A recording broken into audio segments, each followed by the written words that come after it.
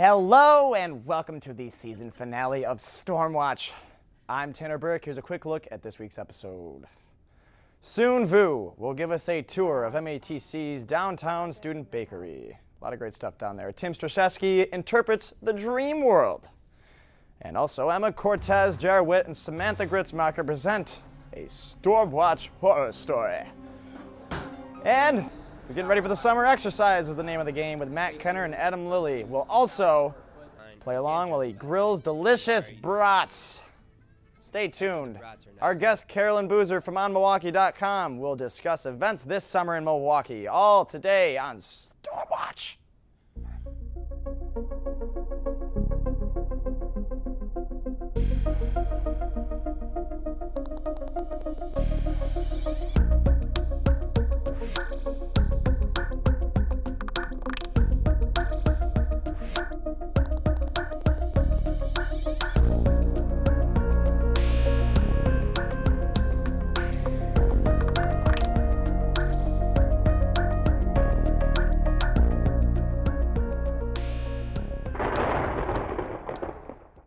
There are many great things to eat at MATC, and the Downtown Student Bakery has plenty of them, so soon Vu will explain more. The Student Bakery is just one of the many places to stop by for a quick bite at the downtown MATC campus. Whether you're a student or a community member, it's located inside the M building on 6th Street, which is right by Cuisine, a fully operational restaurant, and the newly opened 6th Street Cafe. The retail bakery is a storefront that takes products, any bakery products made by mostly baking and pastry art and some culinary student lab classes, and takes the packaged products and sells them retail to the customers, mostly students and staff of MATC, although the public at large is welcome to come and shop in our retail bakery as well. We get all sorts of bakery, from donuts and muffins and cookies from the commissary classes to specialty chocolates that are made in the chocolates class. We have decorated cakes that come from the cake decorating class lab projects. When they have quite a few, we often get decorated cakes that are celebratory of the holidays that are going on. And we also get some products from the cuisine students who do baking cuisine for a hotel and restaurant, for example. If baking or pastry is something that you'd like to do as a career, give this program a try. Ashley and Tara are both baking and pastry art students who help run the bakery storefront. Like each semester, it's like assigned different class. First semester, you have to take certain classes. Second semester, you take those classes, and you can't like move on until those classes are completed. Every semester it gets a little harder, or supposed to get a little harder and more experienced. Cuisine makes soups and sandwiches where we make the breads that go with those sandwiches, or like the subs and the danishes that they sell and the bagels. So we're part of them, but not fully them, I guess. Unfortunately, the student bakery will be closed for the summer, but it will be back in business for the fall and spring. All the restaurants at MATC are student and instructor operated. For more info about the restaurants, or classes for that matter, check out matc.edu. Now, we present the first part, I should say, of a chilling Stormwatch horror story. Oh yes.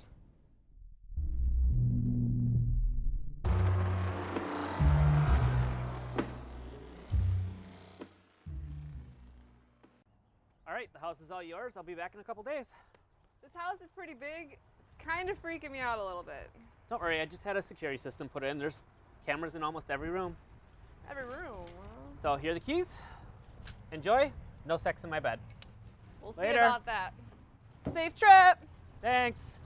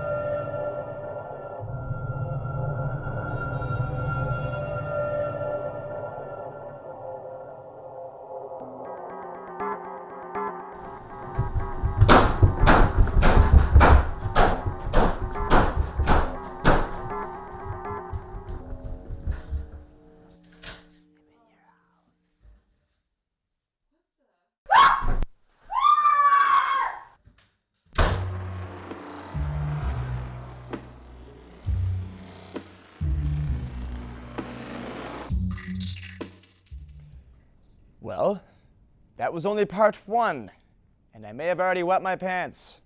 We will return to the horror later on, thank God. Now here's a psychoanalysis of the unconscious mind in Freudian terms.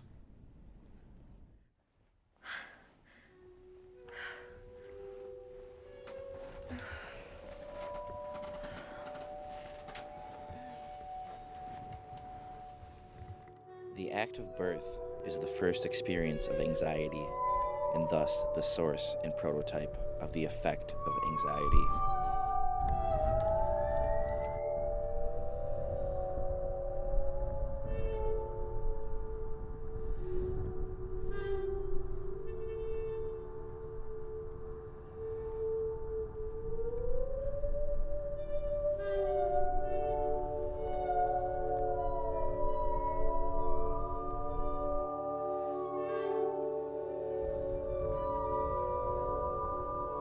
The virtuous man contents himself with dreaming that which the wicked man does in actual life.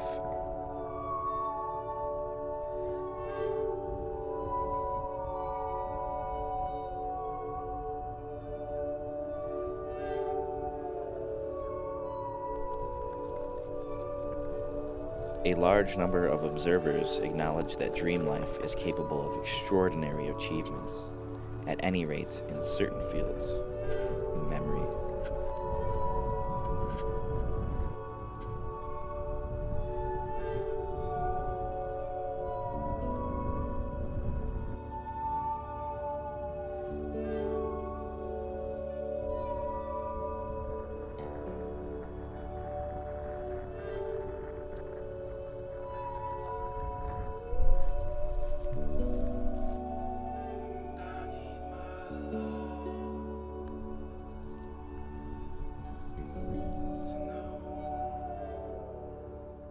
The interpretation of dreams is the royal road to a knowledge of the unconscious activities of the mind.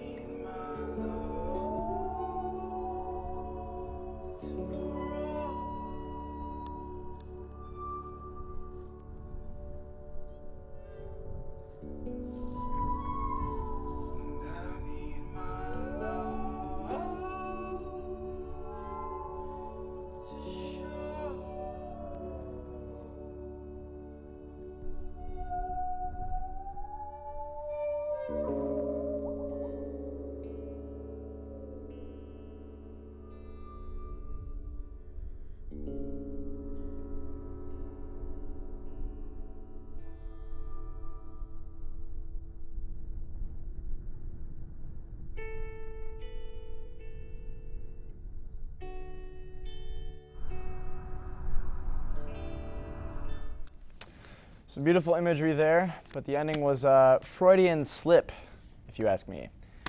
With me now is Carolyn Boozer, Senior Marketing Consultant and Social Media Manager for onmilwaukee.com. Carolyn, thank you so much for joining us today. Thanks for having me. Our theme of the week for our season finale of Stormwatch is summer, so we figured what better way to inform our viewers than by having yourself on today. Can you tell us a little bit about On Milwaukee and onmilwaukee.com and what your position is with them? Absolutely. Well, onmilwaukee.com has been around for 15 years. We're, an award-winning website. We essentially cover all things entertainment. So more of the soft news. You're not going to see police and crime on onmilwaukee.com, but you are going to see what shows are coming up, where you should go to eat, you know, where you should go spend your hard-earned dollars Right. and what shops are opening and closing. But really, summer festival season is our highest season of traffic. We have a festival guide that runs year-round, all summer long, and essentially you can click right on and find out what's going on. Perfect, perfect, because I am, when it comes to the summer in Milwaukee, I am pretty much oblivious. This is my second summer here. I'm from out of town, but there is so much that goes on in the summer. There is. Much that goes on. There is. Is there anything in specific or particular Absolutely. that? I mean, I think the summer festival season in Milwaukee, it kicks off essentially at the very end of May. And, you know, we used to say that it started on June 6th for Pride Fest. This year, I would say you should also add in the Walker's Point Food Crawl for your viewers to go to. That's happening May 30th in Walker's Point, one of the hottest dining areas. And essentially, you can just walk around the Walker's Point area and explore 12 different restaurants. But from there, you go to Pride Fest. And we also have Locust Street Days as kind of one of the big launches of Summerfest. Of the summer festivals. It starts with the beer run. And it goes from there. It's an all-day party on Sunday, June 8th in the River West neighborhood. Awesome. From there, it honestly just leads into this progression of festivals. We have Polish Festival, and we have the Lakefront Festival of the Arts Festival. Summer Solstice, which happens on North Avenue on the east side. If you've never hit that one up, it's definitely an all-day party. The blocks are shut down for you. And then we come into Summerfest, which is really, you know, kind of a big deal. It's the big bang. To It's say the the big least. bang of Milwaukee. It's kind of a big deal. It absolutely is. Yeah. You know, 10 days of Milwaukee music, partying. It is our opportunity to show off the city, but it's also everybody's opportunity to see all the great music that is brought here. Absolutely. This year, I think they have a great lineup. You're going to see everybody from Usher to, you know, Ray LaMontagne, and you know, whether you want to go see something small on one of the side stages or you want to go all out and see somebody at the Marcus Amphitheater, I think there's a little something for everybody this year. Absolutely. I would say so. It's I had my first experience at Summerfest last year, and to say the least, I barely touched upon what it had to offer, along with most of the festivals in Milwaukee in general. I mean, I felt like I tackled the world last summer, but I also feel like I barely touched upon anything really that we have to offer there. So, you know, I feel like summer for Milwaukee is kind of a sprint, you know, and especially from Summerfest point on. I kind of say Summerfest is the midpoint of summer, right. Which is sad, right? Because that's the beginning of July. Yeah. But that in reality, that's just kind of how I look at it. And from there, you go into Bastille Days, which is right downtown, and then into more of the ethnic festivals, Festa and German Festival, Brady Street Days, if you've never been down there. And then we come to State Fair, which, you know, it's sad in itself that you kind of say when you get to State Fair, that means summer is kind of winding down for us. And that's the beginning of August. Which is sad, but all great things do need to come to an end. And sooner or later, the next 9 months of winter all year long will bring in the next summer and the next great Milwaukee festivities that we have. So, well, I want to thank you again for being with us, Miss Carolyn Boozer, for everyone at home watching. Be sure to check out onmilwaukee.com. They got plenty of great stuff there for you. And I'm excited for this summer. I am too. I think it's going to be a great one. It really is. It's going to be great. Excellent. Well, next up, we have our second part of our Stormwatch horror story. Emma is still alone. Or is she?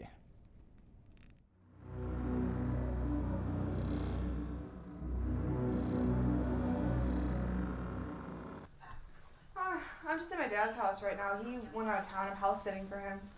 Thanks. It's cool. He has beer. I'm watching Mean Girls right now. Yeah. Well, hey. Hey, my phone's dying. I gotta let you go because it's about to die. And I gotta charge it up. Oh, wait. I think I forgot my charger. Uh-huh. Dude. Did I let you go? Hello? It burned down in 1987. Yep. Yeah, I told her. Getting some sort of shovel for this?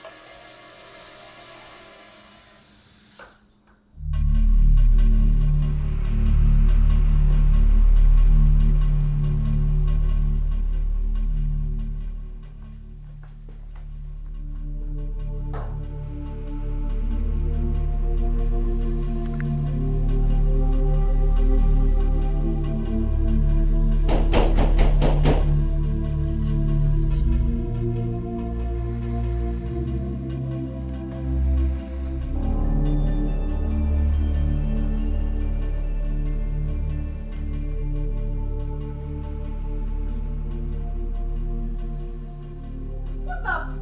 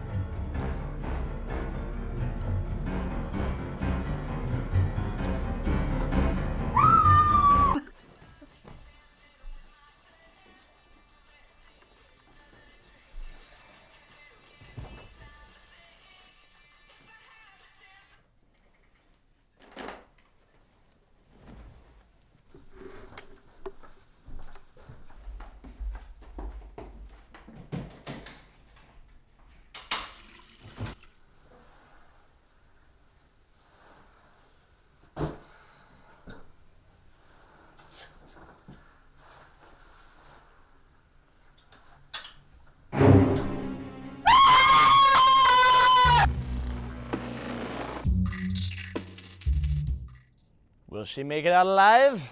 Stay tuned for the conclusion. Now on to our billboard. Portfolio Night, May 15th at 5 p.m. at the downtown Milwaukee campus. I'll be there, and so should you. Nurses Pinning Ceremony, Tuesday, May 20th at 7 p.m. in the downtown Milwaukee campus in the Cooley Auditorium. And spring commencement, if you've made it this far, Wednesday, May 21st at 6 p.m. in the U.S. Cellular Arena, 400 West Kilbourne Avenue, Milwaukee, Wisconsin. And now, here is the conclusion to Stormwatch Horror Story.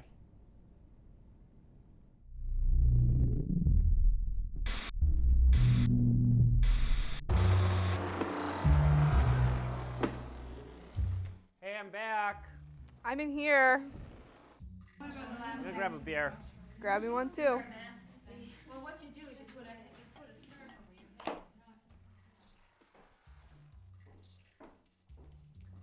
Here you go. Thank you. What a trip. How'd everything go? Quiet. Calm. That's good. My trip wasn't. Let me use the bathroom quick.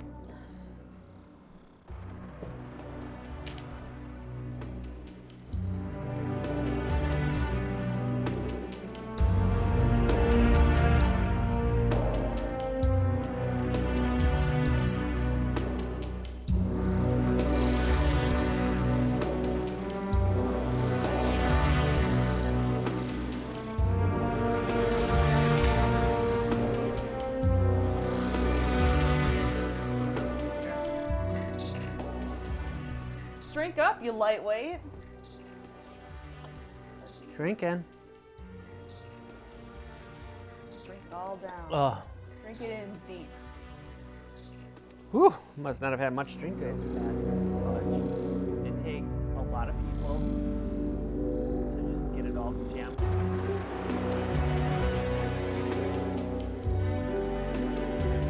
Need to go on the car and get a prize. I want a fudge cracker.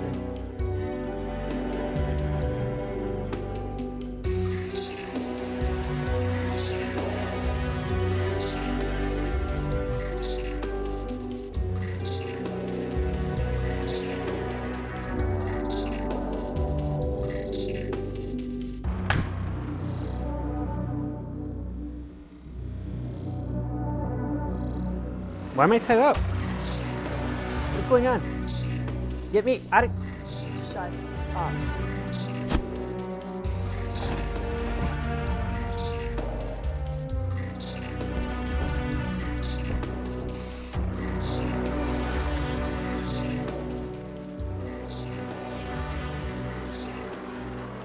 It's time.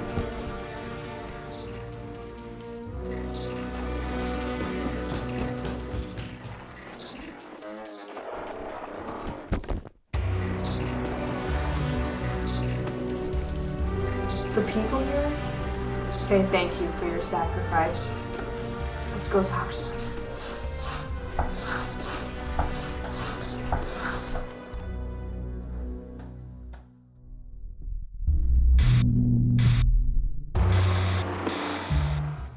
Well, if you didn't wet your pants before, I'm sure you did now. I'm going to have nightmares for the rest of my life, and I thank you for that. Emma Cortez, Jared Witt, and Samantha Gritzmacher. Thank you so much for Stormwatch Horror Story. We end today's show with grilled brats from Adam Lilly and a visit to the Monkey Bar Gym with Matt Kenner. Sounds like two great ways to start this summer. I'm Tanner Burke. Thank you for watching, and we'll see you in the fall.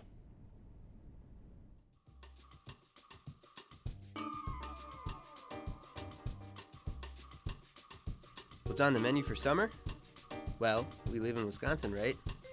Right? Yes. So then let's make some beer brats. Here's what you'll need for tools.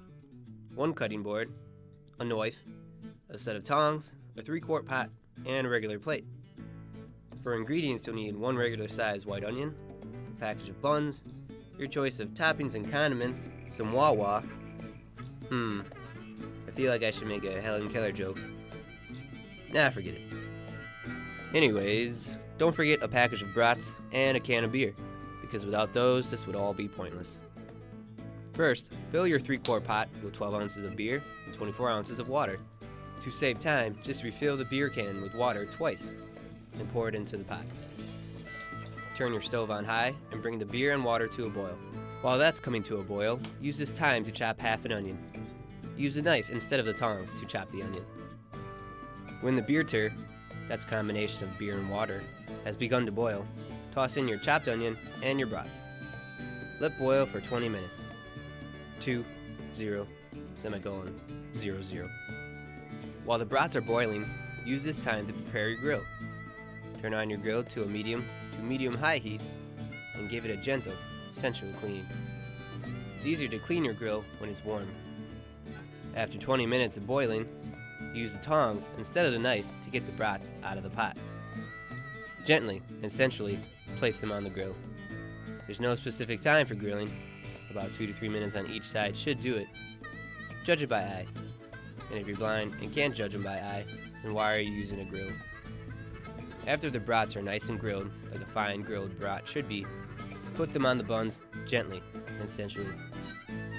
Next, add your toppings and condiments accordingly. Pickles and ketchup? Sure, whatever. Lastly, enjoy and savor the brats, because you never know if it could be your last. Wow, that's a very morbid note to end on. Beer brats, it's what's on the menu for summer. We all know that Milwaukee sucks. Warm weather is very rare. So what can one do this summer? Here's a gym in Milwaukee that's always hot. So Monkey Bar Gym's been around for about 14, 15 years. It was founded by John Hines back in late 90s, early 2000s. Here in Milwaukee for about 3 years. I opened up the Milwaukee location May 1st of 2011, 173 North Milwaukee Street. And the location here is everything that we've ever wanted in a gym. We have all full amenities, showers, locker rooms. The space here is roughly 6,000 square foot. And the training space is open. It's open concept. We have two big rooms here, and the front room is where we do the training classes, and the back room is where we do the yoga, boxing, and Muay Thai. So what makes Monkey Bar Gym different compared to your traditional gym? Well, your traditional gym, you walk in and tend to be just another number. Here we know everybody's name. At a traditional gym, you're going to be on your own as far as the workout.